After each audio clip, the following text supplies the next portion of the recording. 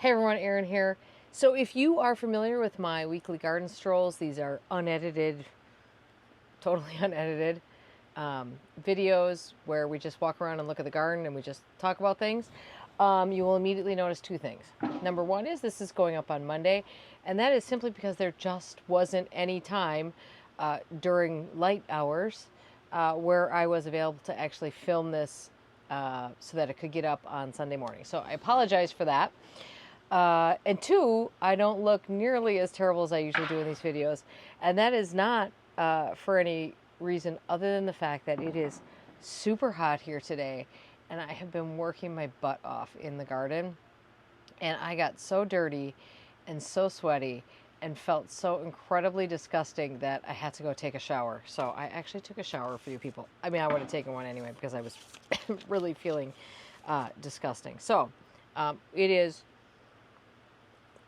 Sunday afternoon. I feel pretty good about what got done in the garden today, and I have one more project to do yet, which I'm hoping to film.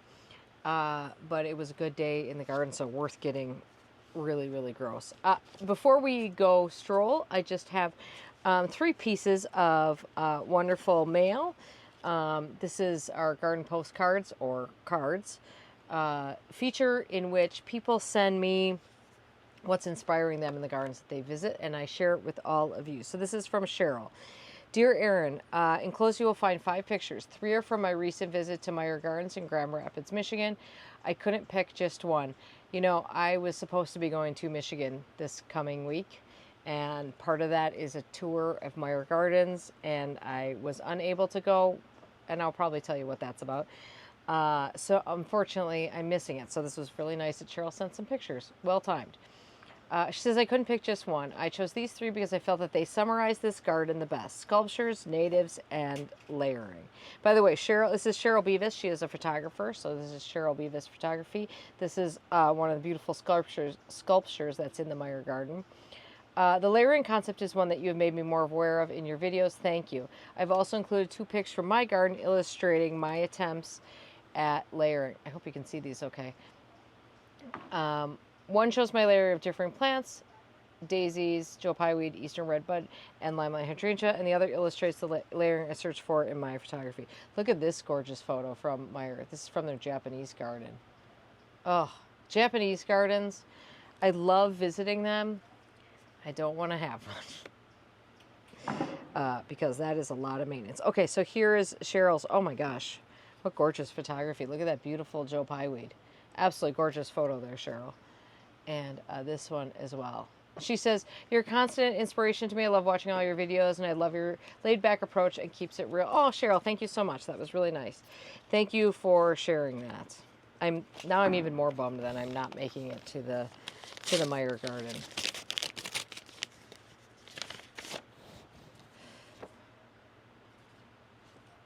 Oh, well, this is from a garden near me. This is Berner Botanical Gardens. Hi, Erin. This beauty is near to both of us. I especially love the medicinal herb garden this year. I watch you all the time and crack up with all your anecdotes and smirks and relatability. I'm just 13 miles away from your area and would love to buy you a coffee or a gin and tonic. Your advice is invaluable, and I made some wonderful changes and additions to my garden as a result of your channel. Thank you. This is from D. Oh, thank you so much, D. How nice. And yes, beautiful. Berner is beautiful. I don't get there nearly as often. Oops, it says read first. I realized I didn't leave room for a stamp, and I know how much you like them on my postcard, so I'm enclosing it here. In case you haven't been to West Bend recently, check out the Labyrinth Garden in Regner Park, which is beautiful. I've not been there. Heard great things about it. It's like 20 minutes away from me. Also, thanks for the advice on aliens. I'm adding a ton more. Another favorite of mine is your chive hedge, and I'll be adding it in my garden. Only problem, I'm running out of room. Thanks again for all you do for us garden lovers. Fondly, D. Well, that was really sweet. Thank you so much, D. And D asked how she can get on one of my garden tours. And here's the thing. I don't ever have garden tours that are open to the public. I've only ever opened my garden for like small groups of people. That might change eventually, but I got to get myself in a mental place to do that. Hi, Erin. Love watching your videos from Oshkosh, Wisconsin. Love working on my garden. Didn't have a postcard to send, so I just made a card. Hope you like it. And this is from Rod. Well, thank you, Rod. Jeez. You guys, look at this beautiful art. I am so amazed by how artistic you all are. God, I have great followers. That's so sweet of you. Thank you so much. Okay, let's stroll. Sorry, I'm still trying to rehydrate from before because I got so dehydrated. This datura was such a baby earlier today. It was fully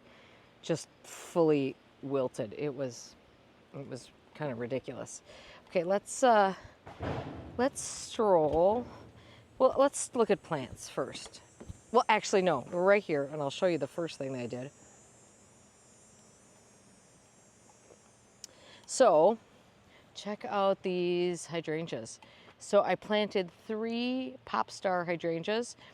It's a macrophylla type, kind of a lace cap type, which I really like. Now these are straight out of the can. So of course, you know, most nurseries acidify their macrophylla type hydrangeas so that they sell blue, because blue hydrangeas sell better. But I mean, is that glorious or what? I will have to keep up on the soil acidifier to keep this remotely as blue as this. But I love those flowers. So I just planted 3 of those. In order to plant those 3, I had to transplant another dahlia, which is this one right here. And I want to tell you guys, I'm now on 3 dahlias that I have transplanted. Every single one of them is great. So I'm feeling very confident, actually 4 now, feeling very confident about the dahlia transplanting process. The Bidens along the front here is really starting to flush out, which is nice, as is the Ascot Rainbow Euphorbia, which did overwinter for me this year. Gosh, I love that plant so much. I still feel like we're lacking. I mean, normally this whole thing is just covered in dahlias at this point. It's really a strange year. I don't know what that's about. And even over here, I mean, there's just not a lot coming yet. Okay, we have some new plants, so let's take a look at what happened. Oh, by the way, the neighbor is moving dirt, so you'll just have to deal with the tractor noise. Sorry about that. Check out these gorgeous plants that I got. So, as you know, I went on this trip to Bailey Nurseries towards the beginning of August, and as sort of a follow-up to that, they invited us to tell them what plants we'd like to try. And I did. So look at these, and actually they had a truck coming to a nursery near me. So they just threw them on that truck. So I got them like right away. So you can see we've got a ton of hydrangeas here. This one is white diamonds, which, I mean, I'm just loving the form of that flower. And then we also have Diamond Rouge, which I'm sure is a daughter of white diamonds in terms of the breeding. And you can see this one's starting to turn colors. I feel like the white diamonds has a slightly more open flower than, you know, with the you know, these are all sterile flowers here, but the little guys inside, you know, that's what the pollinators are after, which is kind of a bonus. I just happen to really like the look, by the way. Speaking of pollinators, here's a honeybee right there. So I got several of those. I got a hypericum. I've never grown a hypericum before. I think they're so pretty, and I'm kind of in love with that plant. And here, let me just tell you which one it is. It's called Cobalt and Gold. Zone 4 to 7, height 2 to 3, and width 4 to 5. So I gotta find a nice sunny spot for that. Back here, these hydrangeas are flowerful. Now, flowerful is kind of the big hydrangea that's going to be coming out next year. It's been being worked on for many years at Bailey Nursery. It's part of their first editions line. And this is an Annabelle alternative. And it is bred for stronger stems, more flowers, and better disease resistance. Let me turn you around here so we can talk about that. So, listen, I have fallen in love with plants that were sort of marketed as Annabelle alternatives before. I've also told you that I love Annabelle very much. But I mean, I think everybody knows the flopping is a situation. So anyway, we're gonna give these guys a try. I also have in here, hold on, we've got, you guys can see there's some tiger eyes in the back there. And then this is a new sand cherry, which I have never grown a sand cherry before. This is called Jade Parade, down to zone 3. It's got a very horizontal habit. It's only 2 to 3 feet tall, but 4 to 6 feet wide. Full sun. Really was beautiful. I've only actually seen the foliage. I haven't seen the flowers on it, but I think the foliage on it is really pretty. And then there's a couple other things kind of mixed in here too. We'll be doing some projects with some of these, so you will see what's happening with these. Changes are being made here. And then I also got a few Proven Winners plants. They sent some shrubs about a week ago or so.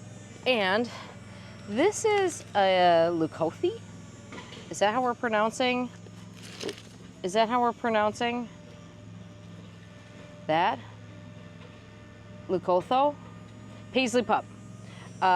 Shade lover. Deer resistant. That's in their deer proof pot, but we all know we're gonna call that deer resistant. Very interested to try this. I don't love a lot of, like, I feel like I'm one of those people who likes variegated plants in small amounts, but this is a gorgeous plant. So we're gonna try that. I also got this guy, which is Sarcocoa Sweet and Low, which is another, will work in shade. We're gonna do that in shade. Invincible Sublime Hydrangea. I actually have to look up what that looks like. And then this is another Aronia. This is Low-Scape Snowfire Aronia, which obviously they cut it back to send it. Oh, and then here we have Soft Serve Chamaecyparis, which is an absolute favorite plant of mine. I have 3 of them growing in the border between the neighbors, and they are so gorgeous and have been doing so well. The banana has had some more wind situations, so she's getting even more shredded, which is fine. I actually think it's kind of interesting. It's fine. There's a lot going on there. I cut down the chive hedge for the 2nd time this year last weekend, so we're 1 week out. So this is the regrowth after 1 week because I needed some nice fresh growth here. The Weigela Midnight Sun is looking really, really good. Melody Doro, I think I've shown you this every week, is the kind of big dahlia there. Just really a star performer. And I think we've been through all this. This is interesting, the flowers on the Bobos are kind of getting a little crunchy, but they're sort of shooting out these little, I don't know what they are, little spurts at the top. It's kind of interesting. Let's go over here because this is actually looking really pretty because finally we've got the Calamintha Montrose White in full bloom. Behind that is Tough Stuff Hydrangea, which is approaching 5 feet tall. I don't know why it got so tall this year. I've never had it get that tall before. And then beyond that, I don't know if you can see, but I have got to get in there and cut all those shoots off of the Asian pear espalier. We got some serious work to do there. But getting the ladder in there is a challenge. That will happen this week though. So I've been kind of skipping over some of the shade areas, but I will say that I think this side of the path is actually looking really nice right now. Ignore the hosta sticks. Sorry, let me move my tripod here. Ignore the hosta sticks behind it, which of course we've talked about. But this combination of plants in here I think is looking really good. This is Heuchera villosa Autumn Bride, which is looking its absolute best right now. And then we've got some Hecla Chloa All Gold in there. This is a Stilby Dark Side of the Moon. I just bought this Jacob's Ladder. This is another Bailey Nurseries plant. that I saw out there, and when I was at the nursery actually picking up those shrubs, I grabbed one of those. I don't generally like Jacob's ladder, but that's a really good looking plant. And then we have Boom Chocolata in here that's put blooming again. So I'm quite happy with this. By the way, the ground cover there, Canada Ginger, so good, fights off most other kind of aggressive weed type things. It will fight off creeping bellflower, if you can believe that. Might be the only plant that I'm aware of that does that. Okay, I did get into the shade garden a little bit over here today to just do some deadheading and general clearing. I'm starting to pull out more and more of the sweet woodruff just because I feel like it's a little cluttered. I'm actually removing a ton of lamium, which is not fun to remove, but I still will use it to keep spaces from having something else growing. I'd rather have lamium than something else. Did I show you last week how well the begonia that I bought last year, this is a perennial begonia that I planted last year, is doing? I want to find a source for like plugs of those, because that would be, well, we're going to talk about this a little bit, but sorry, I'm not flipping you off. See all the ladies, the lily of the valley in there? That would be so much prettier, wouldn't it? Oh gosh, it's still hot out here, even, but the shade is welcome. I think there's something pretty. Oh yes, there is something pretty this way. Look, I cut back the bronze fennel finally after talking about that in 14 of these videos, basically.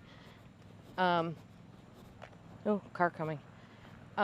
The purple lovegrass is blooming here, and I'm not sure how this appears in the camera, but it's like, I mean, it really should be called purple haze, because that's what it is. It's just this purple haze. And I'll tell you, it is the ugliest foliage in the world. That foliage looks so much like a weed, but it's so worth it, as long as you remember don't weed it out, because it looks like a weed, to get that airy thing, airy feeling there. Somebody's been eating all my sedums. That's super handy. Thanks for that, nature. All right, let's go around this way. This is probably, I think, this is kind of a different light than you guys are usually seeing the garden in, I think. So this is, here's a shade garden. It's in sun right now, because that's how shade gardens are. Sometimes people say, well, how can you call that a shade garden? It's in sun. And it's like, well, few gardens are in shade the whole time. This is Big Apple Dogwood, which is still in its cage here, but this is known for producing really big fruit. Now, of course, I planted it last year, so we're just getting there. But dogwood fruit, what do we call? I don't know. Fruit's the wrong word. What are these? Drupes, maybe? Are so pretty. So when I saw this in Maine, they were like an inch around, and that was a mature one. So I'm hoping we get that here. I think I showed you that last week. Well, first of all, the Montrose White's still looking really nice in here. Little Sporobolus in here. Some sedums. This is, I think, just Autumn Joy that I moved over here. And then I told you I've been working on kind of bringing this path in a little bit, but, it's been dry. That's Jack in the Pulpit seeds right there. That's what Jack in the Pulpit looks like when it's done. It's a native here, and I don't remove it. It can do whatever it wants. I also planted this bluebeard. This is Blue Sapphire Bluebeard. This was another plant that First Edition sent me, so just to be clear, so you guys know what I'm getting for free and what I'm not. It's gorgeous. This plant, God, I hope it does well, because it is so stinking gorgeous. Of course, the bees are all over it. I'm just in love with it. Now, that's kind of a sub-shrub, which are tough ones to know what to do with. I don't touch them until I start to see signs of growth in them in spring, and then I'll do some pruning. This is Prelude Blue Nepeta, and I still think these flowers are looking good enough to not deadhead. So some of them are looking a little ratty, but I still think it's more interesting than no flowers there at all. Here's a castor bean that I planted like in spring. It's like not doing anything. I think we did the vegetable garden last week, so we will skip that this week.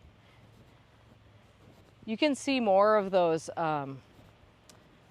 Jack in the Pulpit berries, flowers, what are we, seed heads? What the heck are we calling those? They're seed heads. Here. Down there, let's just see if we can poke down here. This is a garden. I just can't wait for this. It's just going to take some time to get this garden rolling, but there's good stuff in here, and I think it's going to be so pretty. Here's northern sea oats, Chasmathium latifolium, which everyone said, don't plant it, don't plant it. It'll get seedy. My God, I would take a little reseeding. Those plants are the exact same size they were last year. I really want that to take over down here along the banks of the creek thing. It would be great. So far, that's not happening.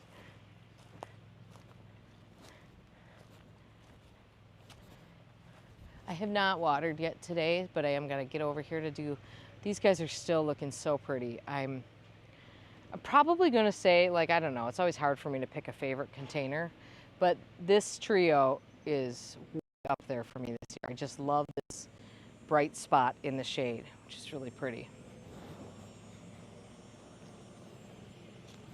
This grass is looking really pretty. Let me go on this side so you can see it better.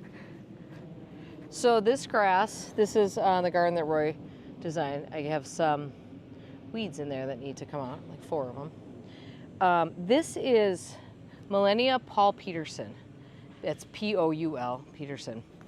And this is, I'm loving it. I mean, it's airy and textural, but upright, not flopping all over the place. I'm really, really liking that quite a lot. I was kind of cleaning out in here today, and it needed it. There's bad news in there. I don't know if we've talked about the Mahogany Splendor hibiscus, but it sure is beautiful. It's the first time I've ever grown it. I know a lot of you have grown it before, and that's kind of the reason why I grew it, because many of you said it was so great. I mean, I will grow that from seed again, because that is such, I mean, as a filler plant, it's so good. You know, it's nice to have those plants that you can just, I mean, when I grew that, I didn't have any expectations for where it would go. And I just plunked it in there, and it's so great. It's so nice to have these plants that cost basically nothing because you grow them from seed. This is salsa, sneezeweed, helenium. And it's a little floppy because it's been kind of dry over here, but isn't that gorgeous? I mean, actually, I would say it doesn't come back super reliably for me. There's probably 6 or 7 or 8 of them left in here, and I think I probably planted 15. But this is a plant that I would happily just keep planting because I think it's gorgeous over here. We're gonna have to turn off the, by the way, speaking of Annabelles, here's the state of the Annabelles. It's not optimal. I was just watering this garden. Let me just get the sprinkler off so we can talk about it a little. I think the well needs to rest too, because if there's not enough water pressure, that oscillating sprinkler doesn't oscillate very well. And usually that's when I can tell, like, the well's like chugging to keep up with the watering. Okay, do you notice something different here? Do you see the mulch? We talked about mulch before. I am trying a different kind of mulch. If you are from the south, you will go, yeah, we recognize that. It's pine straw. So I'm giving pine straw, first of all, I happen to love the look of pine straw mulch, but it's probably one of those things where everyone wants what they can't have, and that is not something you find up here in the northern part of the world. So there is a company now that is shipping it, and it's nice because it's super light. They can jam a ton in a box. So I'm trying it out, and I'm starting here because there is, you know, people are, hang on, let me turn you around so I can actually talk to you.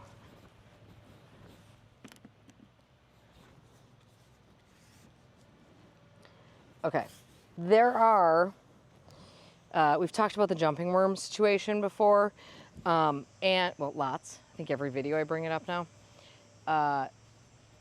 There's a lot of research happening with the jumping worm situation.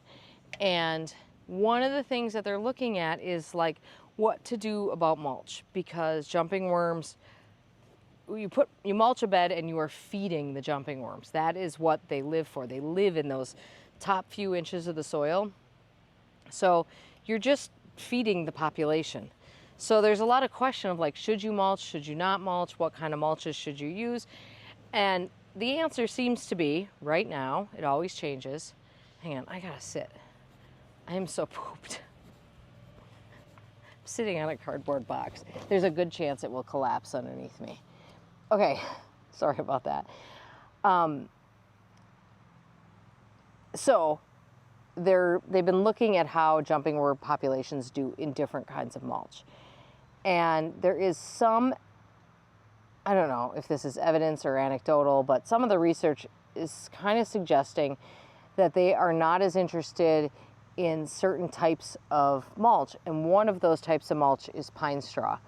Another one is, well, actually just like, you know, cutting back your plants and letting them lay. Apparently seems to be not a bad thing either. Leaves are really, really bad. That is like so easy for them to churn through. I actually feel like, you know, I've spent years telling you to put leaves in your garden, and what I do, that's the only mulch I ever used for ages, plus occasionally arborist wood chips.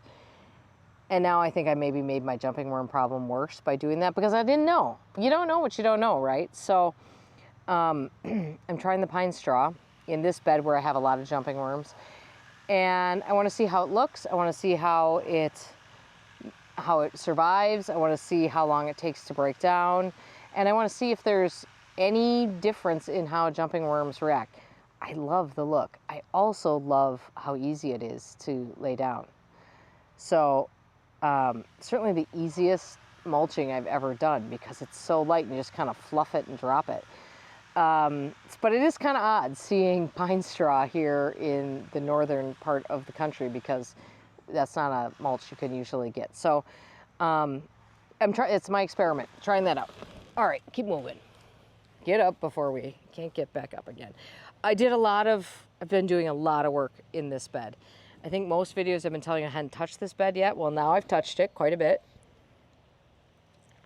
And one of the things I did was remove a ton of lamium out here. Now, you know, there's a bunch of different lamiums, and like there are some that are really good. Like this one I think is really, this one, I couldn't tell you what it is. I've had so many lamiums. This one is very pretty, but sometimes they get, I don't know if they revert or it's a different variety, but they get almost plain green.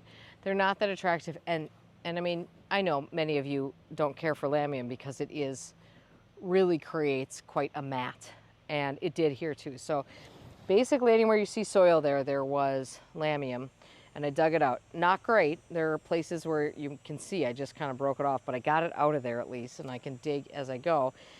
And then I came through here and really, again, we had a lot of plants here that just were not doing well. I'll tell you that my soil there's nothing left on soil anymore here. I do think it's because it's an absolutely terrible year for jumping worms. Maybe it's because it's getting a little dry, but like the other day I was trying to deadhead plants, and like, you know, sometimes you try to deadhead a plant and you kind of pull on a stem a little bit. Well, I did that, and it was salvia. The whole plant came out of the ground and there was nothing on the bottom of it. And so I've been trying to come in with compost. I've been trying to come in with a lot of biochar. I love the Organics Mechanics biochar. I put it everywhere, and you know, there is some suggestion that might help with jumping worms too. But anyway, I had to fill in some of these areas here. So I think I told you that I wanted to bulk up my areas of alliums. So I did put in some more Millennium allium in here. We've got some, I think that's crystal blue in there, salvia. There's a few salvias around. That's a annual salvia that I found.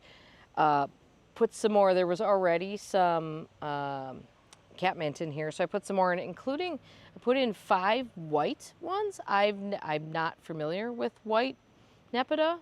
We're gonna try that. And then I just kind of filled in, like I had germander growing in here, and I lost a few of those, so I put in a new germander. And this is Carex montana, so I put in a little bit more Carex montana and some perennial geraniums over here, just to kind of fill in some of these gaps that were created, because I don't really want to go back to Lamium City again if I can avoid that. Oh, and I also did pull out a hydrangea that was, you can see the hole where it came out of. There is still an oak leaf hydrangea behind it. It gets eaten quite a bit. So I'm going to try one of those sand cherries in here. I think one of those is going to go right there. I was just waiting for it to cool down to actually plant that because it's been so hot.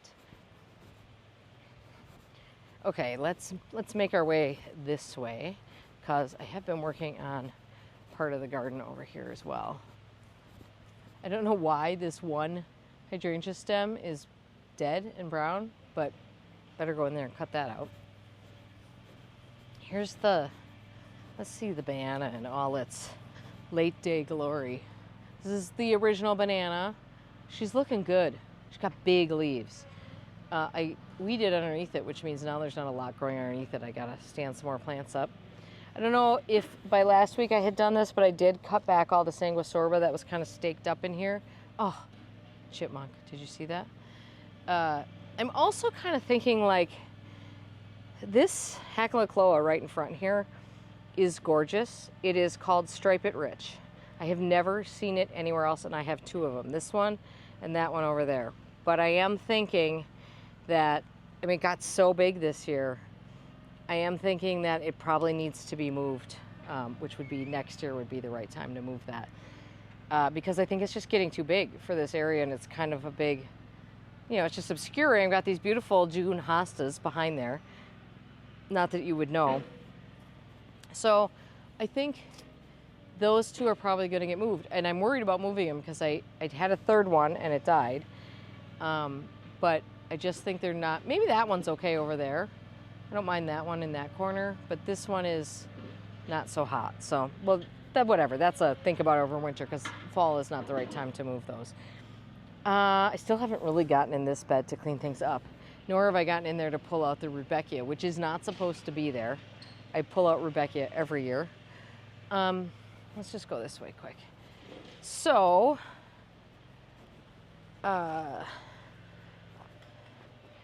one thing that's looking kind of nice, oops, sorry about the shadow there, that's looking kind of nice here is that I have put in where these sedums are, along the edge there, that's some Queen Tut papyrus grass. And it's so pretty in there. A lot of people in a picture I shared thought it was like spent alliums, and it does kind of look like that. I think that plant is so good as a, you know, texture element to a garden bed. I also came in here and added in some pentas because these little baby petunias were looking a little sad by themselves on the edge here. So I did come in with some pink pentas. And then Carmine, what's the name of this plant that I grew from seed? I just was talking about it earlier today. It's going to come to me. I'll look it up and put it on the screen. So I grew this from seed, and it's doing really nice here in the ground. Every container I put it in, when it got hot, it just cooked. So I will grow that again. I really like it, but I will probably only plant it in the ground. I also came through here and staked up a lot of dahlias that needed some staking, and I planted an Eclipse hydrangea right here. That was another one from Bailey's. I just did that yesterday. Love that foliage. You know, obviously if I had known I was going to put that there, I probably wouldn't have put a dark leafed dahlia right next to it, but it's fine. I also came in here and actually planted this planter with some sun patience.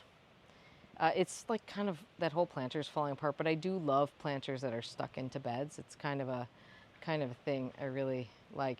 I don't know if you can see the pollinators on the Angelica gigas right now, but that plant, boy, does that plant bring in the pollinators. They love it so much. I also added in a little dianthus here. I should have bought about 20 more to fill in this whole area, but I didn't. For years, I have been talking about getting rid of this hosta, and I never do it because I'm like, what is going to grow there?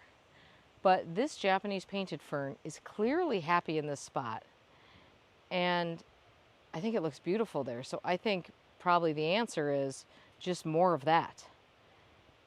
Pull all that out. Also, this ligularia has no business being here because it gets dry, and ligularia pounces back, no problem, but it just looks wretched during the day. It gets all wilted.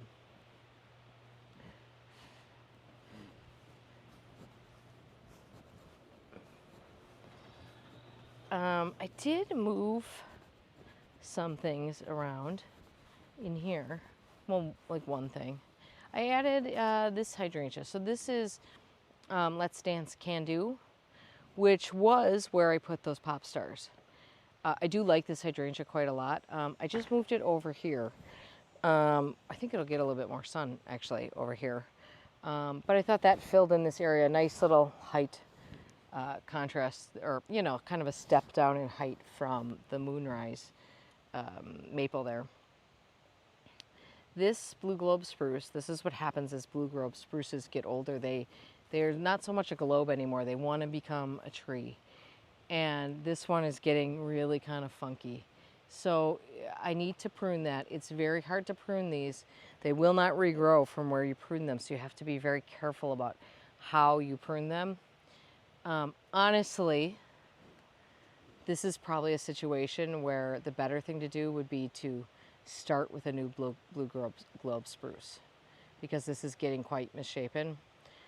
I think we're gonna have to we're not gonna do that. I think we just have to embrace the misshapenness and do our best to make something of that one. This one is not as bad, but you can tell that too is trying real hard to become a tree, which is what they do. These are 11, 12 years old. So this is an area where everything I touched the other day was pulling out. Like I touched it and it just fell out. So just for the time being, well, not for the time being, for good, but I put in some Veronica here. Hopefully it's sunny enough over here for this. This is a purple Proven Winners Veronica that I put in here. Again, I should have bought 2 more of those, but you know how that goes when you're at the nursery and you're like, God, I don't want to spend any more money. And then you get home and you're like, well, now I have to drive back. Platinum Blonde is blooming, and she's big and beautiful this year. Really lovely. And I think we're kind of back to where we started here. The drip is running right now, and so you can see the water running out of the holes up there. So that's once a day for 20 minutes a day, but it also runs there's drip in the bottom here too as well. Okay, let me just take a seat on the steps here. So some of you are probably wondering why I'm like making a lot of doing a lot in the garden right now in terms of moving plants around or planting things or finally getting to garden beds that I haven't touched all year. And that is because the year where no one was going to be doing anything at my house changed. And I don't want to say too much because the last time something like this happened, I told you all about it, and then it took like 4 years before anybody saw it, and it was kind of weird, and I didn't know what was happening with it, whatever. So there's a photo shoot is scheduled for In the Garden this coming week. So I have been busting my hump to try to pull this garden into shape, and I'm not happy with where it's at. To be clear, this garden would look much different if I had known this was happening at the beginning of the year. But we make the best of these situations. So that's what's happening. That's why I am doing all of these things right now when I would much rather be floating in the lake. So that's what's happening. Okay, this video ended up kind of long, but there was some things that actually happened to show you. So there you go. All right, I hope you're having a great day in your garden. I got some videos planned for this week.